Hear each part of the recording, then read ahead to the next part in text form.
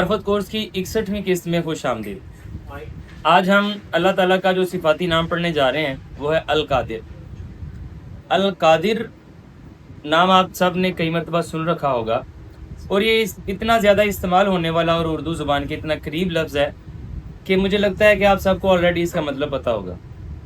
اس کا مطلب ہوتا ہے قدرت رکھنے والا، اختیار رکھنے والا، جس کے اختیار میں سب کچھ ہو۔ جو کہے ہو جا تو ہو جایا کرے، جو کہے منع ہو جاؤ تو منع ہو جایا کرے، جس کے سامنے کوئی چیز چون چرا نہ کرے، بس جس کا حکم صحیح معنوں میں حکم کا درجہ رکھے، اسے کہتے ہیں القادر۔ لیکن مالک کائنات نے قرآن الحکیم میں اپنا یہ نام 4 مرتبہ استعمال کیا، کم و بیش، اور یہ 4 مرتبہ جب استعمال کیا تو یہ قرآن الحکیم میں سیاق و سباق کے ساتھ کہاں پر کس انداز سے اللہ نے اپنا یہ ایٹریبیوٹ استعمال کیا ہے، یہ ہمیں یہ سمجھنے میں مدد دیتا ہے کہ مالک کائنات اپنے آپ کو اس صفت کے ساتھ کب موصوف کرنا چاہتے ہیں۔ آئیے ذرا بلا تمہید پڑھتے ہیں۔ سب سے پہلے میں نے آپ کے لیے چنی ہے سورۃ انعام آیت نمبر 37۔ اللہ تعالیٰ فرماتے ہیں وَقَالُوا، اور وہ لوگ کہتے ہیں جو کہ ایمان نہیں لاتے، جن کے دلوں پر قرآن اثر نہیں کرتا، جن کو بغیر حسی معجزے کی کوئی باتیں سمجھ میں نہیں آتی۔ وَقَالُوا، وہ کہتے ہیں لَوْلَا نُزِّلَ عَلَيْهِ آیَةٌ مِّن رَبِّهِ، اس پر اس کے رب کی طرف سے کوئی آیت نازل کیوں نہیں ہوتی، کوئی نشانی نازل کیوں نہیں ہوتی۔ قل، اے محبوب آپ کہہ دیجئے، ان اللہ قادر، بے شک اللہ قادر ہے، علی ان ینزل آیۃ، کہ وہ کوئی بھی نشانی نازل کر سکتا ہے، ولکن اکثرہم لا یعلمون، لیکن اکثر لوگ علم نہیں رکھتے، اکثر لوگ نادان ہیں۔ آپ کو امید ہے کہ سمجھ نہیں آئی ہوگی۔ یہاں پر معاملہ کیا ہے؟ مالک کائنات نے خود کو قادر کب کہا؟ جبکہ جو منافقین ہیں، جو مخالفین ہیں، جو مجرمین ہیں، وہ مالک کائنات کو بغیر حسی معجزے کے ماننے کے لیے تیار نہیں ہیں۔ جب وہ کہہ رہے ہیں کہ ہمیں کوئی آنکھوں سے دیکھی ایسی چیز دکھائی جائے جو ہماری عقلوں کو معاف کر دے، پھر ہم مانیں گے۔ کوئی ایک نشانی نازل کیوں نہیں ہو رہی؟ تو مالک کائنات فرماتے ہیں اللہ تعالیٰ قادر ہے، وہ نشانی دکھا سکتا ہے لیکن دکھائے گا نہیں، کیونکہ آپ کی عقلوں کو معاف کر کے اللہ تعالیٰ چاہتا نہیں کہ وہ خود کو منوائے، وہ اسلام کو منوائے، قرآن کو منوائے، اور آپ کی عقلوں کو معاف کر کے کہ آپ کی عقلوں سے ماورا کوئی بات کر دے۔ یہ ایک معقول دین ہے، اسے معقول طور پر ہی جاننا ہوگا، اسے معقول طور پر ہی سمجھنا ہوگا۔ یعنی جب کوئی مخالفین چاہ رہے تھے کہ ہمیں کوئی ایسی بات دکھائی جائے جو ہماری عقلوں میں نہ سمائے، کوئی ایسا دکھایا جائے معاملہ جو ہماری عقلوں سے ماورا ہو، جو انسانوں جیسا نہ ہو، جو سمجھ میں آئے کہ کچھ جادو جیسا ہے یا کچھ عقلوں کو عاجز کر دینے والا معجزہ ہے، تو مالک کائنات فرما رہے ہیں اللہ تعالیٰ قادر تو ہے لیکن وہ دکھائے گا نہیں۔ وَلَٰكِنَّ أَكْثَرَهُمْ لَا يَعْلَمُونَ، ان لوگوں میں سے اکثر جانتے نہیں ہیں۔ دین اسلام ہی تو واحد وہ دین ہے جو کہ معقول دین ہے، پوری طرح سے عقلوں پر پورا اترنے والا دین ہے۔ اس دین کو بھی ماننے کے لیے تم کہو کہ مجھے کوئی ایسی چیز دکھائی جائے کہ میری عقل معوف ہو جائے، کوئی ایسی چیز دکھائی جائے میری عقل عاجز ہو جائے، پھر میں مانوں گا اللہ کو، پھر تو سب مان لیں گے۔ یہ جو دین اسلام ہے اس کا خاصہ ہی یہ ہے کہ یہ دلیل سے بات کرتا ہے، برہان سے بات کرتا ہے، معجزات سے نہیں۔ آگے دیکھیے، مالک کائنات اسی نشانیوں کو ایک الگ انداز میں بیان کرتے ہوئے کہتے ہیں سورۃ انعام ہی کی آیت نمبر 65 میں اللہ تعالیٰ فرماتے ہیں قل، اے محبوب آپ کہیے، هو القادر، اللہ تعالیٰ القادر ہے، علی ان یبعث علیکم عذابا من فوقکم او من تحت ارجلکم، وہ اس بات پر قادر ہے کہ وہ آپ کے سروں کے اوپر سے آپ پر عذاب نازل کر دے یا آپ کے پاؤں کے نیچے سے آپ پر عذاب نازل کر دے، وہ اس بات پر قادر ہے۔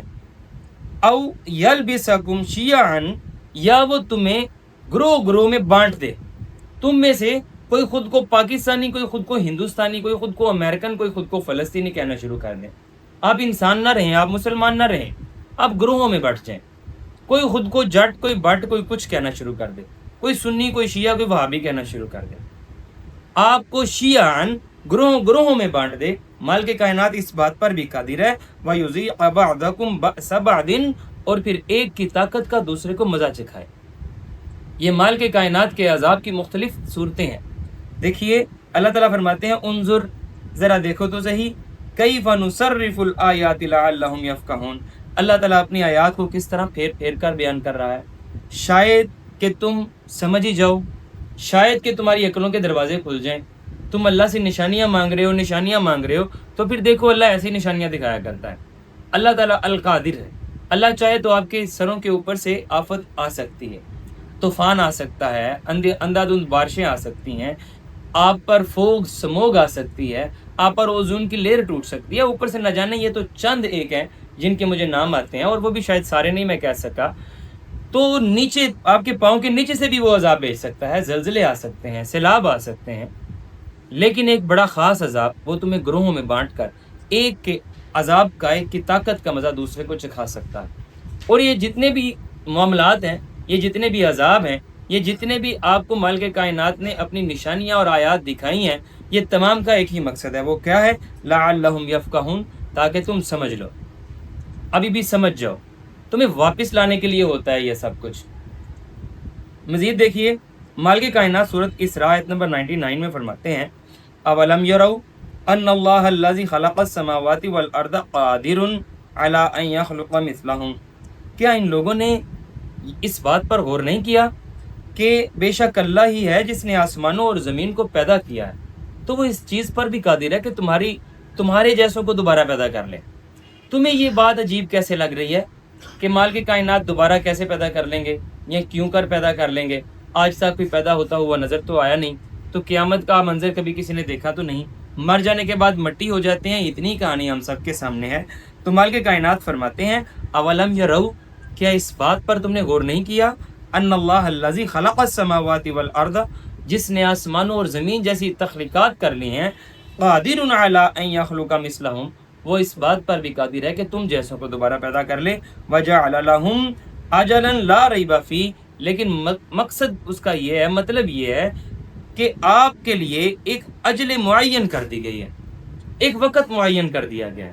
اس سے پہلے وہ آپ کو دکھائے گا نہیں، اس وقت سے پہلے آپ کو قیامت، آپ کو کوئی مردہ دوبارہ زندہ ہوتا ہوا آگے اپنا حال احوال بتائے گا نہیں. ایک اجل معین ہے، وہ البتہ ہو کے رہنے ہیں. آپ کی موت ہو یا قیامت ہو یا حشر کا معاملہ ہو، ایک وقت معین ہے، اتنا البتہ ہونا ہی ہے. اللہ تعالیٰ فرماتے ہیں دیکھو میں قرآن الحکیم میں واشگاف الفاظ میں کہہ رہا ہوں، اس کے باوجود فَأَبَى الظَّالِمُونَ إِلَّا كُفُورًا، یہ جو ظالم لوگ ہیں انہوں نے ناشکری کے سوا ہر بات سے انکار کر دیا. یہ ناشکری ہی کریں گے اور کچھ نہیں کریں گے، انکار ہی کریں گے. آپ نے ایک بڑی خاص بات دیکھی، مالک کائنات خود کو القادر کب کہہ رہے ہیں؟